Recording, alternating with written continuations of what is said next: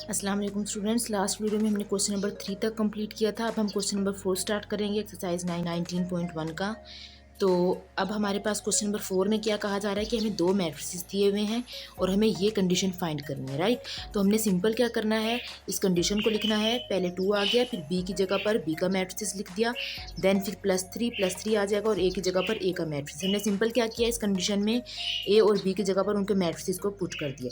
अब हमने क्या करना है आगे, 2 जो है वो इस पूरे मैट्रिक्स से मल्टीप्लाई हो रहा है, तो 2 इसके एक एक नंबर से मल्टीप्लाई करवा देंगे।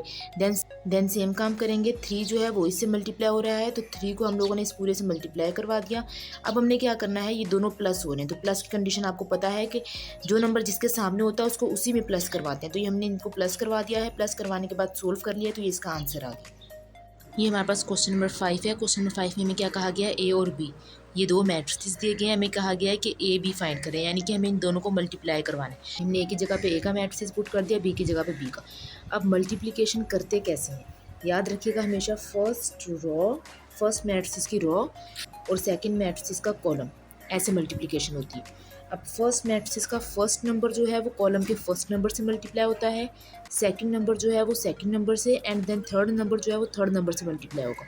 कैसे होगा देखें, किससे मल्टीप्लाई करवा देंगे, 4 से, देन उसके बाद क्या लिखेंगे, प्लस, फिर 0।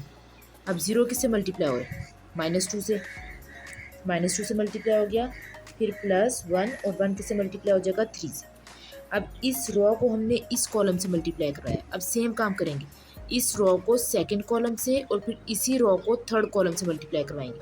अब हम इस रॉ को सेकंड कॉलम से मल्टीप्लाई करवा रहे हैं, तो कैसे करवाएंगे, -1 को किससे मल्टीप्लाई करवा दिया हमने, 2 से, ठीक हो गया। फिर प्लस, फिर 0 है, 0 को किससे मल्टीप्लाई करवा दिया हमने, इसके सेकंड नंबर से यानी कि 4 से। देन फिर प्लस, फिर 1 है, तो 1 को किससे मल्टीप्लाई करवा देंगे हम, 2 से। तो ये देखें हमने क्या किया, पहले इसको हमने इस मैट्रिक्स से मल्टीप्लाई करवा दिया, ये आ गया। देन इस रॉ को हमने सेकंड कॉलम से मल्टीप्लाई करवा दिया, ये आ गया। फिर इसी रॉ को हमने थर्ड कॉलम से मल्टीप्लाई करवा दिया, तो हमारे पास ये आ गया। अब सेम काम करेंगे, सेकंड रॉ को पहले इससे मल्टीप्लाई करवाएंगे, फिर इसको इस कॉलम से, एंड देन फिर इसको इस कॉलम से।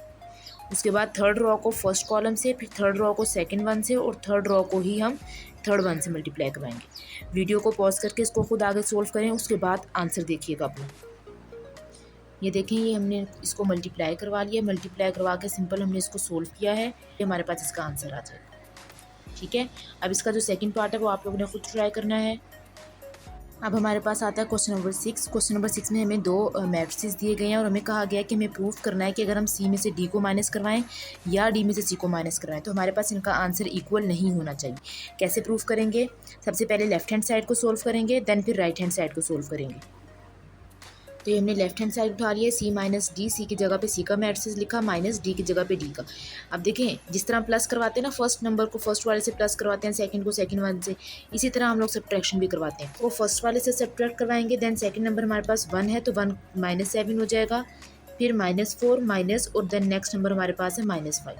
ठीक है, जो आमने सामने है उनको आमने सामने वालों से ही माइनस करवाएंगे। ये देखिए हमने इसको सिंपल सोल्व किया है और सोल्व करके हमारे पास हमने सिंपल सब्ट्रैक्शन की है, सब्ट्रैक्शन करवा के ये हमारे पास आ गया सी माइनस डी। अब हम क्या करेंगे, अब हम लोग राइट हैंड साइड उठाएंगे, उसको भी सेम इसी तरह से सोल्व करेंगे और फिर देखते हैं कि हमारा आंसर क्या आता है।